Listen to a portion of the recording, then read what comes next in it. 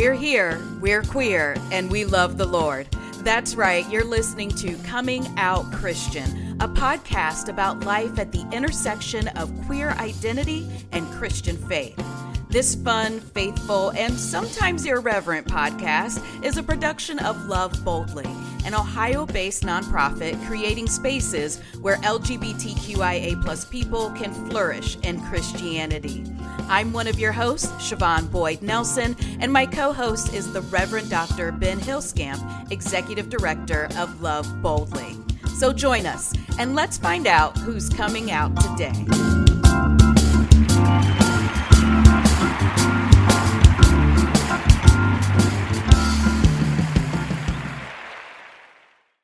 Well, hello there again, Ben. Hello, Siobhan. How are you?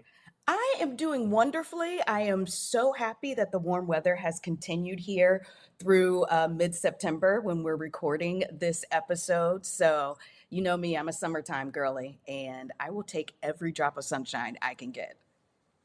Yeah, I know that. I'm still not Waiting. feeling this warm weather. It needs to be fall already. Although I would like to point out we're recording this on September 18th, and even you have said that September 21st, it is fall. It is. So after, this weekend, I'll be like, ooh, it is unseasonably warm. But today it is seasonably warm.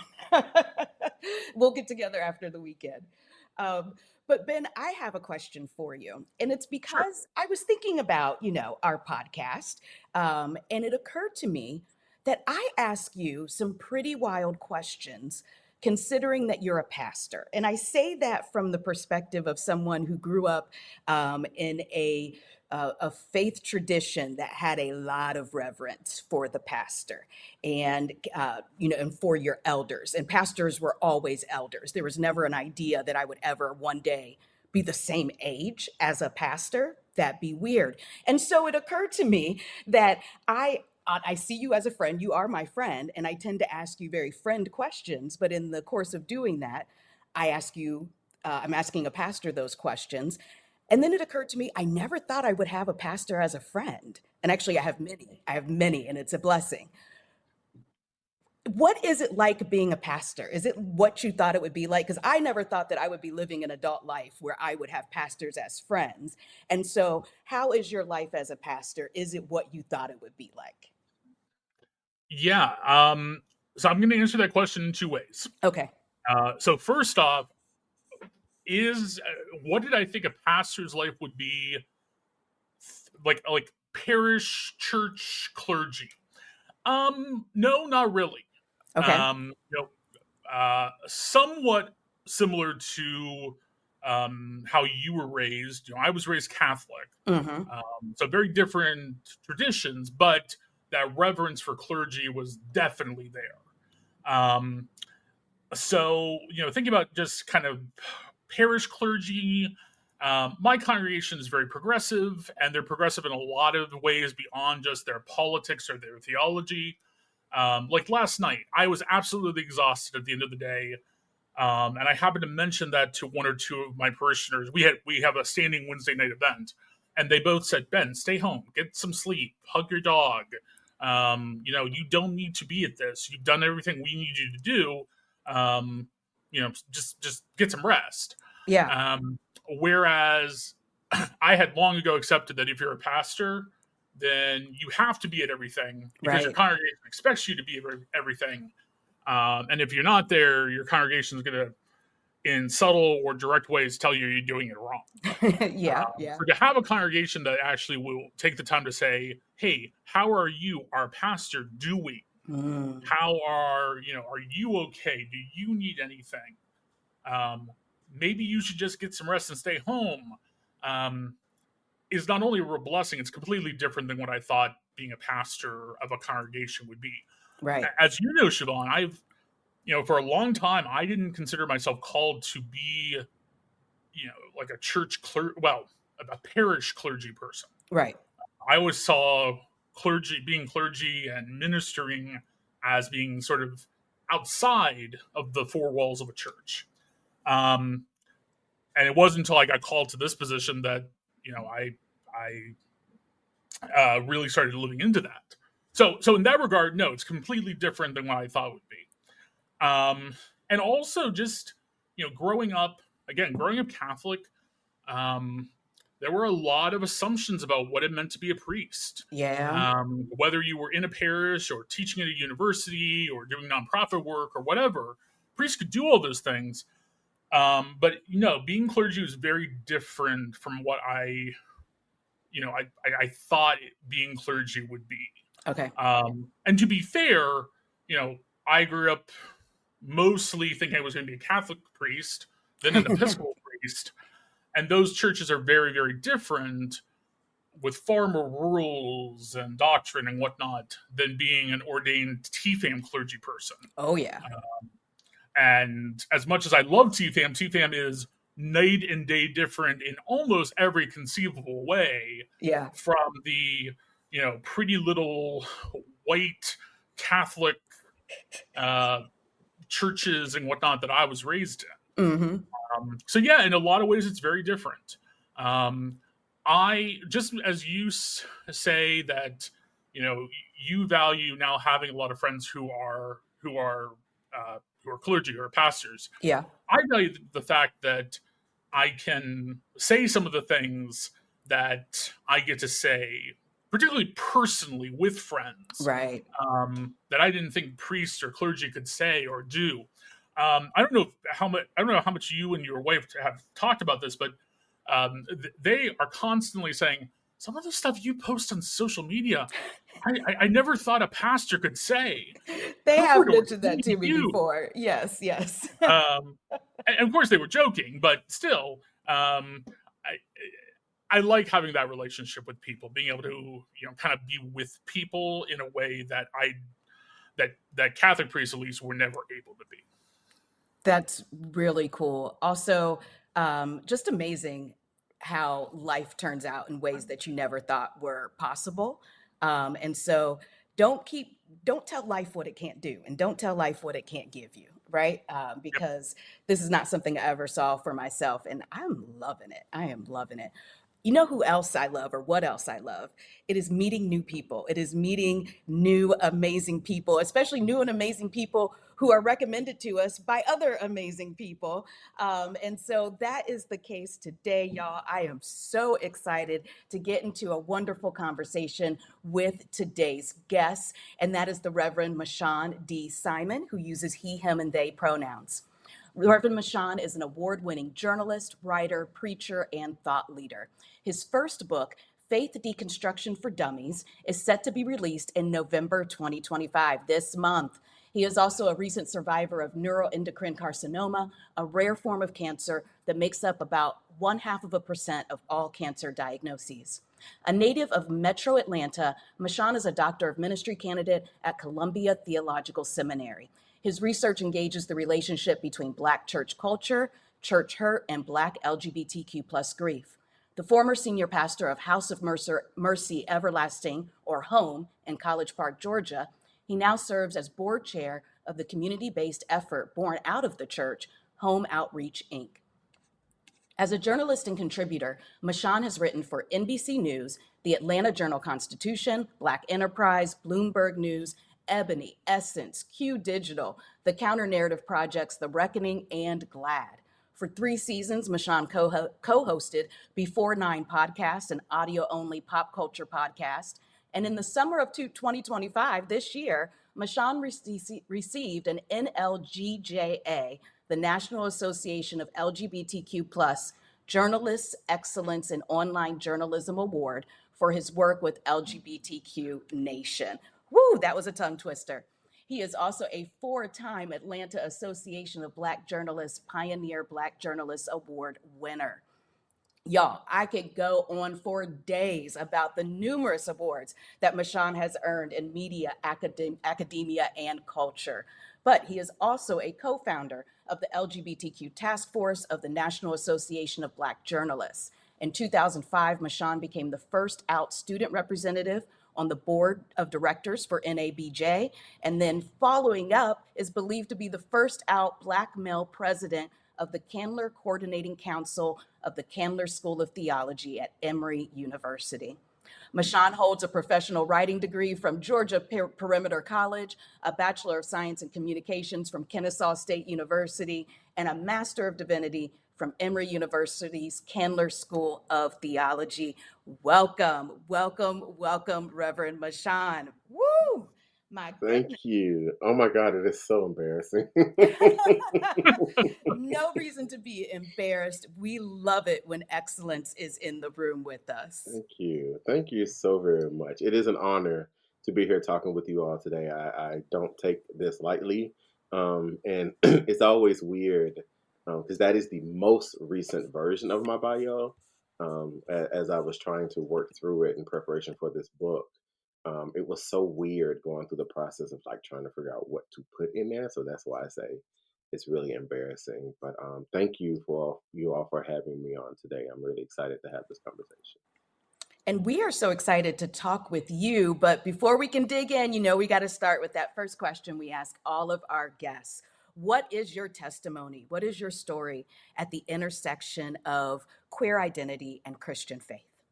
It's a good question. And when you all sent me the information and that question, it took me a few days to really sit down and think about it because my story is such an interesting, intriguing story, but at the same time, it's quite universal. Mm-hmm. And as a result of having done this book and having this cancer journey, my story, I'm still figuring out pieces of that story in Yeah. very real time. But it starts. I love to say that I'm just a little black boy from Decatur, Georgia. I am the youngest of my mother's three, and the youngest boy of my father's six or seven. We've lost count at this point.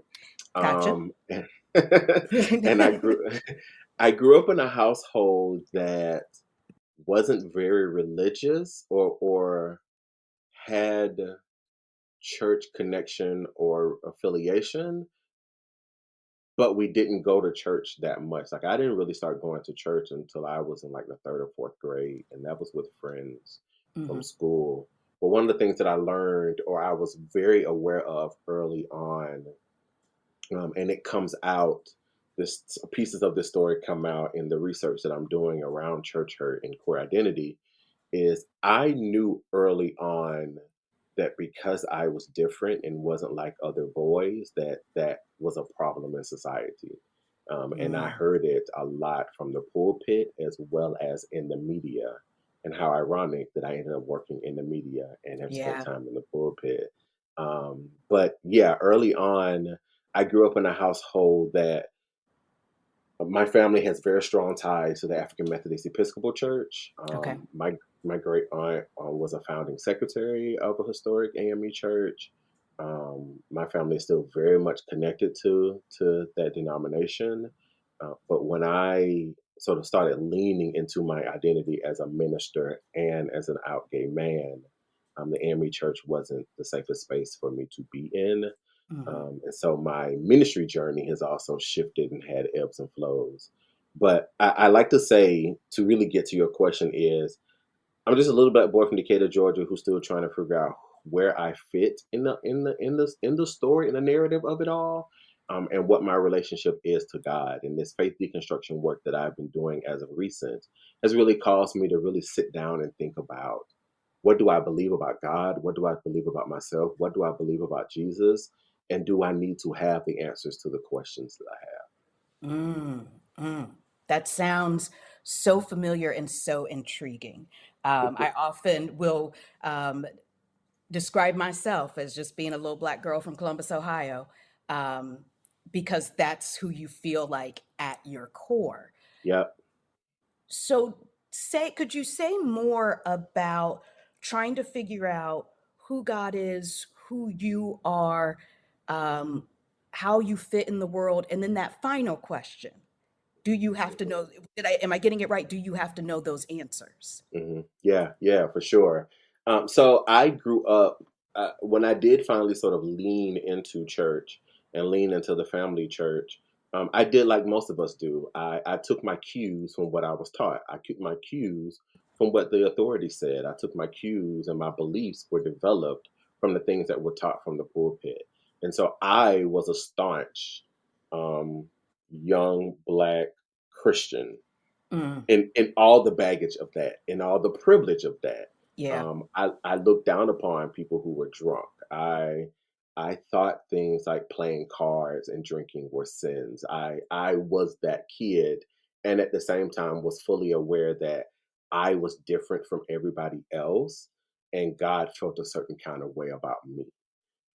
And so I carried a lot of that baggage throughout much of my life. I eventually left the church when I was a teenager because I also decided to come out at that time. I was dating someone and did not feel comfortable referring to him as her. Okay. It Yeah. didn't feel authentic. It felt wrong. And at the same time, I was very aware that by being this person, God was going to turn God's back on me. This is what I was taught. Right. This is what I believe. This is how I operated. And so it led me to determine, and I've heard other people say this before, and I find it fascinating that if God was going to be mad at me for just for who I was, that I was just going to live it and live it fully.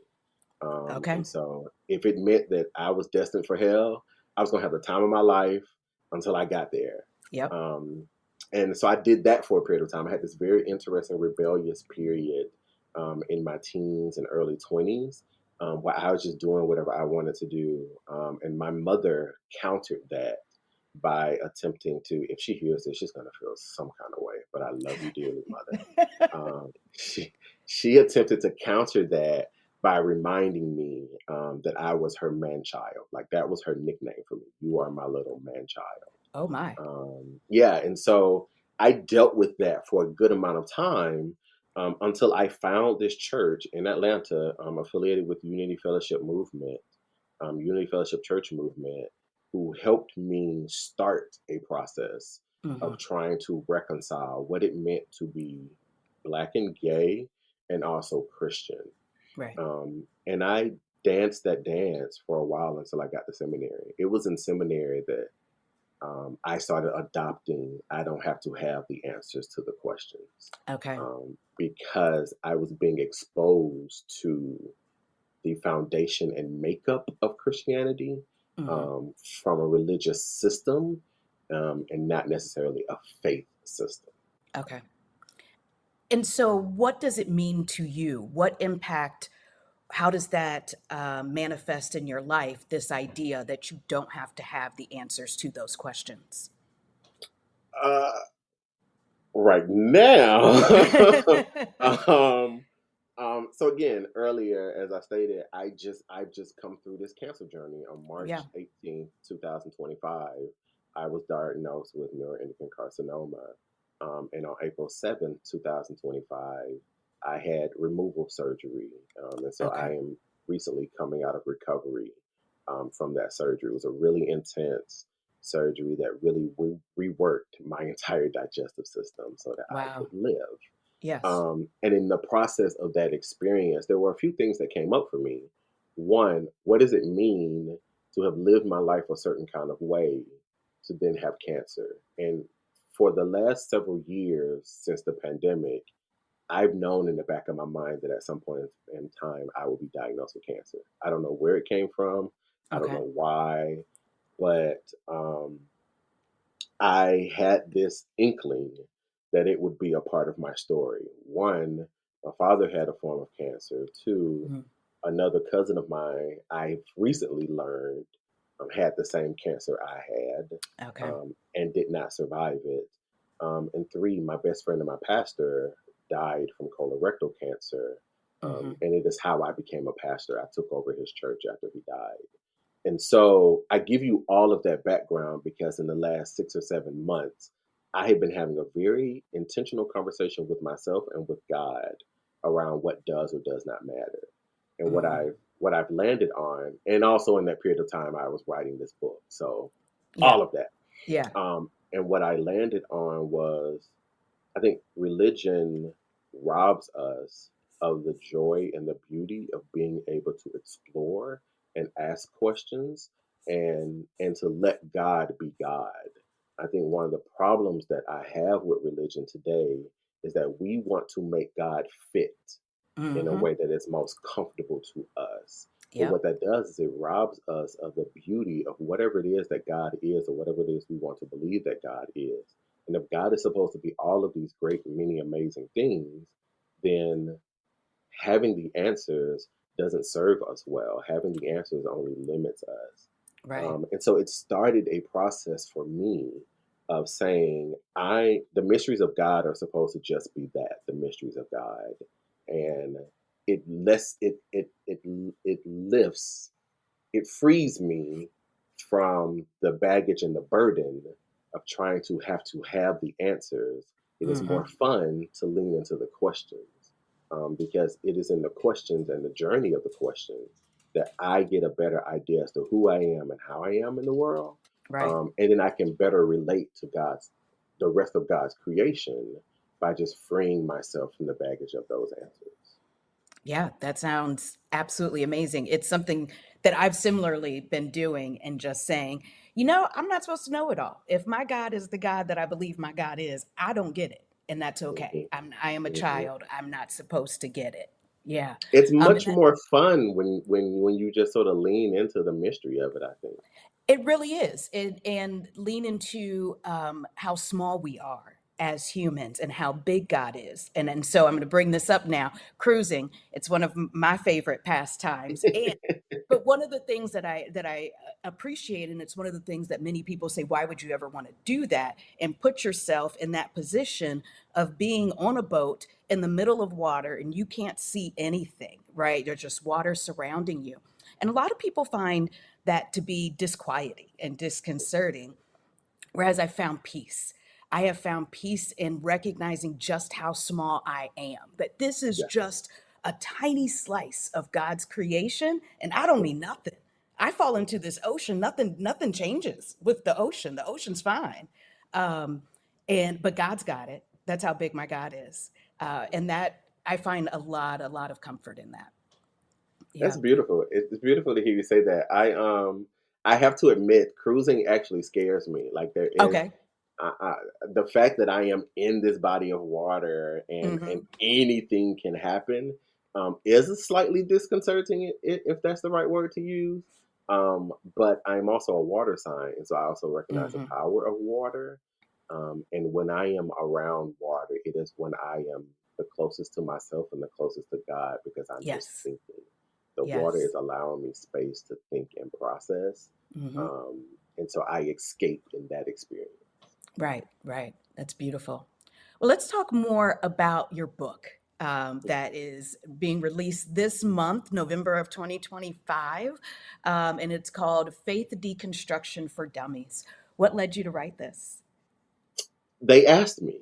That's Oh, actually just the okay. That's a great simplest reason. question. Yeah. Um, I did this fellowship program with Collegeville Institute. If you're familiar with Collegeville Institute, I did this. It was called an Emerging Writers Experience Fellowship. That I had spent most of my career as a journalism um, writer, as a journalist, as a reporter, and I wanted to venture into a different kind of writing. I wanted to do a different kind of thing with my writing, and I wanted to figure out the best ways to pair my academic experience and my academic training with the skills that I had as a writer. And so I did this fellowship with Collegeville Institute, and at the time that I was in the program, I was having some of the questions Hmm. around what is and what isn't. I had graduated from seminary. I had become a pastor. Kudos to you, Ben, for pastoring. I understand. I send you all the love and joy and peace, because it is hard work, but it is also very beautiful work. And so at the time that I was doing Collegeville, I had lost my pastor and best friend, taken over this church, was having all these deconstruction questions. And I wrote an essay about it. I wrote an essay about having this revelation. I didn't know what to call it. I didn't know what I was doing, but my husband and I watch a lot of Food Network shows Hmm. and food competition shows, and I kept hearing these competitors talk about deconstructing. Like, I'm deconstructing this apple pie. I'm Yeah. deconstructing this alamo. I'm deconstructing, and I realized I was doing the same thing with my faith. That Okay. I was sort of taking it apart and repurposing it and putting it back together in a different kind of way. And so I wrote this essay about how I had taken the ingredients of my faith and put it back together differently.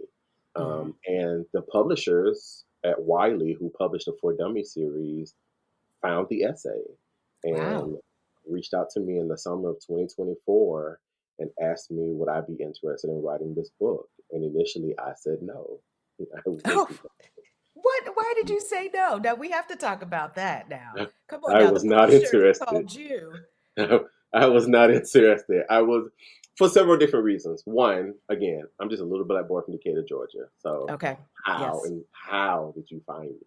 Hmm. Two, the second reason being deconstruction has a little bit of stigma to it. And my concern was if I were to write this book, what would my friends in ministry do and say, and how would they Oh. feel? And how would the academy feel? Because I have a lot of relationships in the academy. Mm. And so it made me very, very nervous. And then the third reason was because I had assumed that they had an agenda by asking me to Okay. write this book. And I made it very clear to them from the beginning, this is not the book I'm interested in writing. This is not the topic that I'm interested in engaging. But more than that, I'm not interested in writing a book that is designed to strip people of their faith. Like I was not interested in Got that. it. Okay. And so for all of those reasons, I told them no. And they kept coming back and they kept Wow. engaging me in conversation and they kept asking me to consider things and they asked me to put together a proposal of the kind of book I wanted to write. Hmm. And so I started doing what I started saying this when I was in seminary. I don't know where I got it from, but I just started throwing the hot dog down the hall to see where it would hit the wall. Okay. So I would just throw stuff into this proposal and be like, this is what I want. And they kept coming back and saying, okay. Wow. Um, and so in October of 2024, I started having a very real, serious conversation with them. By November, end of November, beginning of December, we signed a contract. Now, I'm also a little crazy Okay. because at the same time that we were signing this contract, I had started writing my final project for my doctor of ministry. And so I was trying to finish one part before starting the other, Oh my. um, and ended up pretty much writing both of them at the same time. So while at the same time recovering from cancer. So yeah, don't do that, kids. Don't do that. Don't do. Don't be that I'm gonna person. sign in and say don't do that. Don't don't be that person. However, yeah, it ended up becoming. Uh, it's still very daunting Hmm. and still a very scary experience and enterprise in a lot of ways because I don't know how people are going to receive this. Right. But what I have realized and determined in the midst of writing it is that there are people out there who have questions. And Yeah. so this book, in a lot of ways, is designed to introduce them to the experience and the journey of deconstruction and give them the courage and the skills to walk through the process in whatever way they need, in whatever pace they can, and just gives them something to consider and think about. I really respect the fact that you said, I don't want to write a book that's going to cause people to lose their faith. Because if you look at the media that's out there, the podcasts, the YouTube, people who deconstruct don't have a faith at the end of that deconstruction, right? It's not like Food Network where you're still getting a dessert. They may have deconstructed the apple pie, but you're still getting some apples and some crust and some ice cream at the Yeah, end of the day. Whereas deconstruction of American Christian faith usually ends in atheism or yeah, agnosticism. yeah. Um, and so, how are you able to avoid that Hmm. in writing a book about deconstruction and how to do that? That's a very good question because my approach, my interest, not only am I not interested in, not only was I not interested in writing a book where I was taking people's faith from them, I also wrote a book um, giving them the freedom to end up wherever they needed to end up. Right. And so if it meant that they ended up very back in Christianity, fine. Mm-hmm. If it meant that they went to Hinduism, fine. Mm-hmm. If it meant that they became an atheist or agnostic or humanist, fine. Like the Mm-hmm. journey is yours. The choice and the option is yours. And so that's how I did it. Like I approached it from a space of your faith is yours. Yes. Nobody can tell you what to believe. Nobody should be able to tell you what to believe. And anybody working with you as a pastor, a minister, a guide, a shaman, whatever, they're supposed to walk with you in this journey. Right. And so I decided to present a product that affords readers the space and the courage and the freedom to determine for themselves where they need or want to land. And Mm-hmm. in the process, what do I need to shed? What should I hold on to? And if I come out and I realize that I'm a different kind of Christian, that is okay. If I Yeah. realize that I am more polytheistic in nature, Mm-hmm. that is okay. At the end of the day, your faith is designed to help you to figure out how to live the best life possible and to have a connection to something, I believe, that helps you in the process of being wholly and fully and righteously who God, if that is what you believe in, designed you to be. Right. So instead of having a goal for the reader, you instead want to create a doorway, essentially, that Hmm. or a series of doorways, and it's kind of a choose your own adventure type of Yep, thing. yep. Yeah. It is Yeah. all. It is also very much the kind of preacher that I am. Like when Okay. I preach from the mindset of this is what I believe. This is where I am as it pertains to the text. The rest of it you figure out between you and God. But Mm-hmm. here's an offering for you to determine what it is that you need or what it is that God is speaking to you about. Because I believe, again, if God is what you believe in, God talks to all of us in Right. our own unique ways. Those of us that are called to be guides, ministers, shamans, whatever, we're only supposed to point you in a certain direction and leave Mm-hmm. it to you to do the work that you need to do. And I think that's one of the reasons why we have the chaos that we have now as it pertains to society, politics, and religion is that everybody's trying to mold everybody into something that they think they are supposed to be for their own comfort. I don't Yeah. want to be that kind of leader. And so the book very much for me was I'm gonna here's an offering. I'm presenting you with all of this stuff. I present you with a background of Judaism, Christianity, and Islam, the ways in which they are alike, the ways in which they are different. I'm presenting you with background on Hinduism and Mm-hmm. Buddhism, and all the ways in which all of these faiths sort of overlap and coincide, and all the ways in which they're different. I present you with an understanding of what is faith versus what is religion. Yeah. I offer you with background on faith deconstruction. I offer you background on what does it mean to be in community and the kind of community that you're looking for in your deconstruction journey. I even have a whole chapter on mental health, therapy, Oh yeah. Oh yeah. life coaching, and spiritual direction Okay. in the midst of this project because the desire for me is you're figuring some things out in the midst of this, and it is hard, and it is scary, and it is Mm-hmm. complicated, and it is painful. Here's some things for you to consider, but the choice is yours, the work is yours, the Right. experience is yours, and the journey is yours. What a beautiful offering, and really just sounds like the type of, it sounds like you wrote a book that you would have appreciated or could have used. And it's clear that you have walked that walk and are kind of looking back and saying, here's the map, right? Like Yeah, I've done the work, and then here's a map that you can follow so that you can yeah, also walk that. yeah. Now, before we wrap up our conversation, I do want to, you did say that you were writing two different things at the same time. So you're writing this book, Deconstruction, Faith Deconstruction for Dummies, but you were also working on your divinity degree, right? And doing some research there on Black church culture and church hurt and Black LGBTQ plus grief. Yeah. Tell us about that and what that research looked like. Woo! Now we only have a little bit of time, so Well, uh, we could always have you back, but I will tell you this has been one of those topics on the mm, podcast that has come up repeatedly, and I think wow, folks are interested yeah, in learning more and hearing more people's stories Yeah, and yeah, yeah, yeah, journeys through very yeah. tough stuff.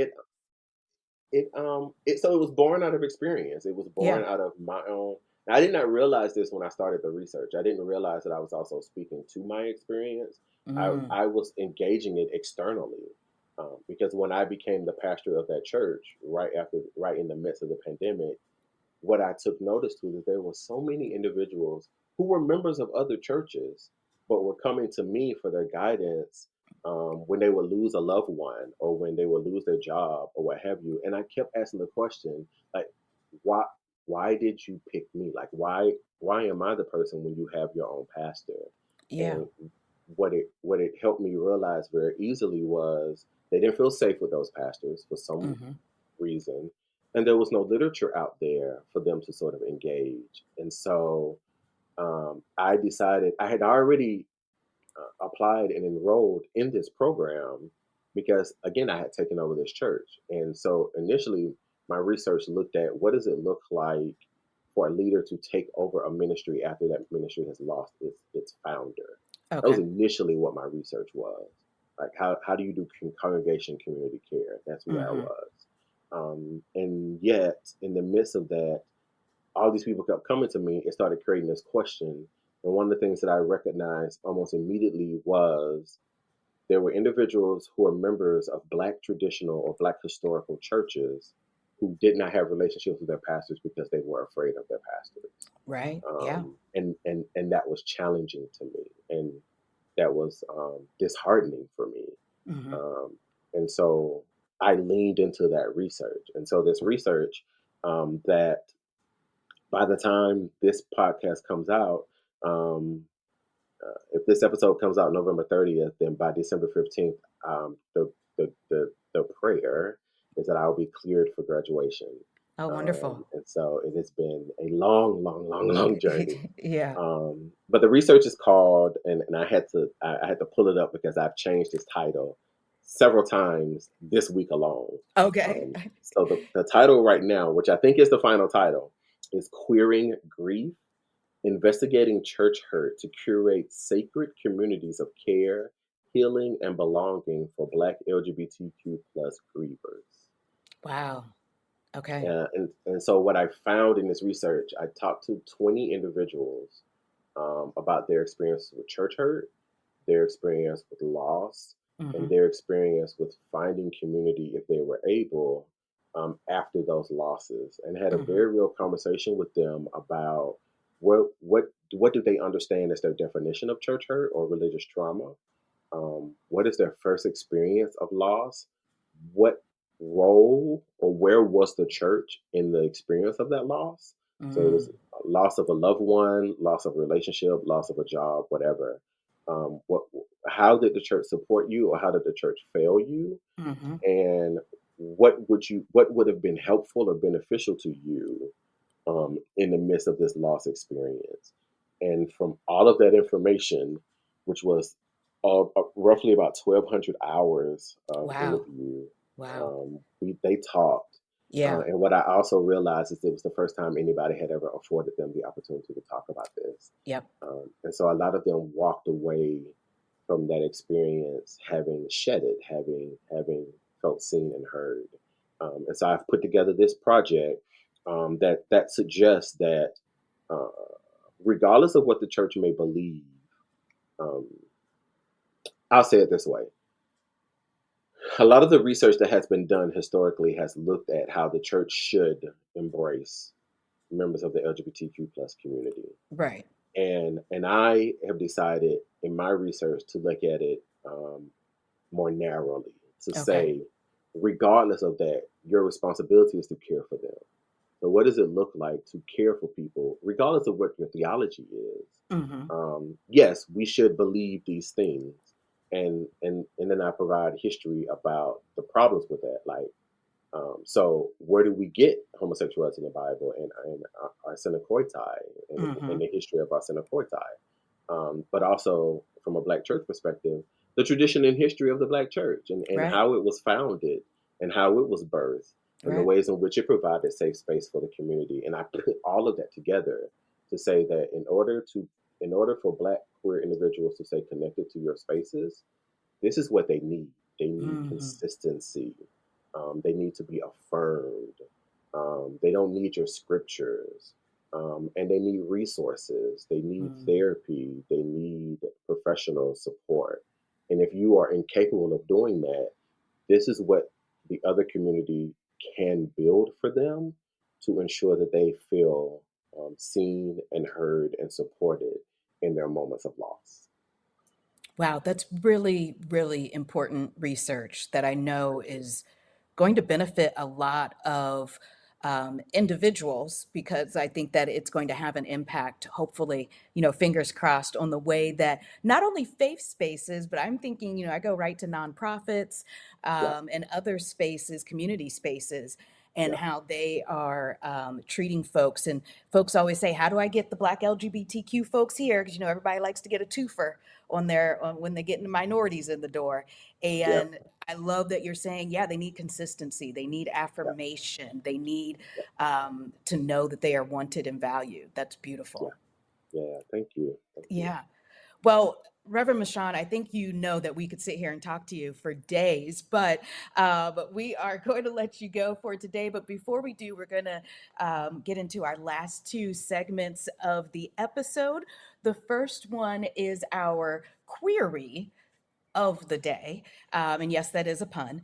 And this is our opportunity for folks who are listening to engage with us on Instagram. That's right. You can follow the Coming Out Christian podcast as well as Love Boldly on Instagram. Please follow us, give us a like. And today's query of the day is, are you friends with the pastor? And did you ever think you'd be friends with the pastor? Right? Like, for those, especially for those PK kids, I really want to hear from the PK kids. Did you think that you'd ever be friends with the pastor? And for the pastors out there, is being a pastor what you thought it would be like? So we'd love to hear from both sides of you there. And so we already answered Ben. Ben already answered the question. Mashaun, you were nodding your head when we were talking earlier. Was being a pastor what you thought being a pastor would be like? Uh, no. Okay. Yeah. Yeah. No, no, Hmm. no, it wasn't. It Yeah. wasn't. And for a lot of the same reason that Ben said, like I had in my head what it meant to be a pastor. And there was a lot of baggage to that. And that pedestal was hard to stay up on. And it Hmm. is actually one of the reasons why I stepped down. Like I chose to leave my pastoral position 3 months after my father died because I chose me in a way that I had never chosen me before. Yeah. And it was a hard decision to make, but no, it wasn't. It wasn't. It was actually easier than I thought it was going to be, though. I will Okay. say that it Yeah. was much easier than I thought it was going to be, but it was also as hard as I imagined it to be. Okay. But it wasn't what I imagined. Yeah. I think the thing that's running through my head right now is pastors are real people. But I think that because of the traditions that we grew up in, I know, Ben, I know pastors are real people, but the traditions that we grew up in, uh, pastors were figureheads. Pastor was just, you didn't touch the pastor, right? Like the pastor was on a pedestal, and it's a pretty high, precarious pedestal. But I think I like the reality better, that pastors are real people. I like it a lot better. All right. So jump into the comments on Instagram. Let us know your thoughts there. And now we're going to jump into our moment in queer Christian history. This is when Ben reminds us that not only have we always been here, we've always been here in the church. So before I do our moment in queer Christian history today, I do want to put out a bit of an ask to the people, particularly people who have pretty faithfully followed along with the podcast for the past 2 seasons. And that is, if you have moments in queer Christian history, send them our way. One thing I'm finding is I'm exhausting a lot of the more positive moments in queer Christian history. Unfortunately, as we all know, there's a ton of negative experiences that have happened to members of our community in the church, and that bears out through history. Um, so I'm always finding myself, today included, kind of scrambling to find something that's interesting, but is not terribly negative. Um, so today I want to take us pretty far back in Christian history, to a 5th century Palestinian monastery founder, or founder of a monastery, who, and I find this very interesting, he specifically requested that his followers, the monks who he was in charge of, quote, "Take care not to let your youngest brothers or brother monks come near my cell, for because of the warfare of the enemy, it is not right for a feminine face to be found in our monastery," end quote. And this was part of a larger tradition that kind of bears out throughout monastic history of monks rejecting or otherwise trying to change what they determined were quote unquote feminine faces or quote unquote beardless men. All around this idea of not tempting their fellow monks who we would now describe as being gay men, with, sort of the kind of youthful or whatever image of someone that they might actually be attracted to. And this is not the only example of this kind of worrying about how dynamics between men who, again, in today's language, we would call gay or queer, would be able to live a celibate life in an environment that was entirely male. Wow.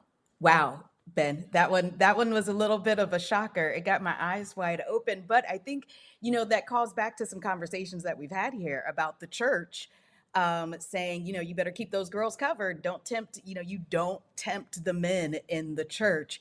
It is always up to others, not to tempt the men, not up to the men not to be tempted, or the elders in the church not to be tempted. Oh my, things always go much further back in history than we think, don't they, Ben? Yes, they do. And again, it reminds us that the church, we have always been here as queer people in the church, and the dynamics in play, though they might have different names, have always been here as well. Very, very true.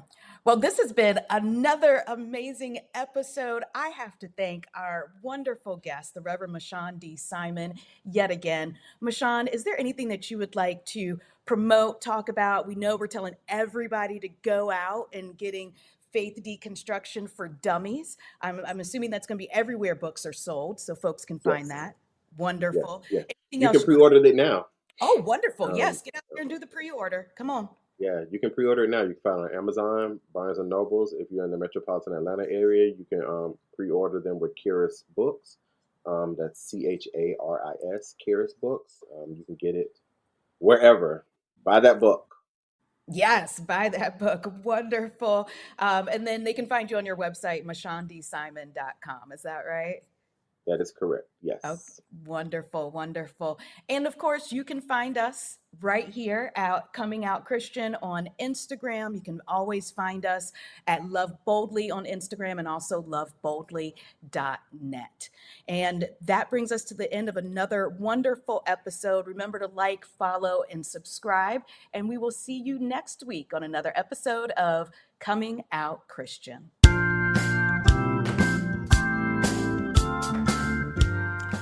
Thanks so much for joining us today. We hope this conversation encouraged you, challenged you, and maybe just helped you feel a little less alone on your journey. If this podcast has been meaningful to you, would you consider supporting the work of Love Boldly? Love Boldly's mission is to create spaces where LGBTQIA+ people can flourish in Christianity, and your donation helps make conversations like this one possible. You can give at www.loveboldly.net/donate. That's www.loveboldly.net/donate. Want to stay connected with the podcast? Follow us on Instagram at comingoutchristian_podcast for updates, resources, and community.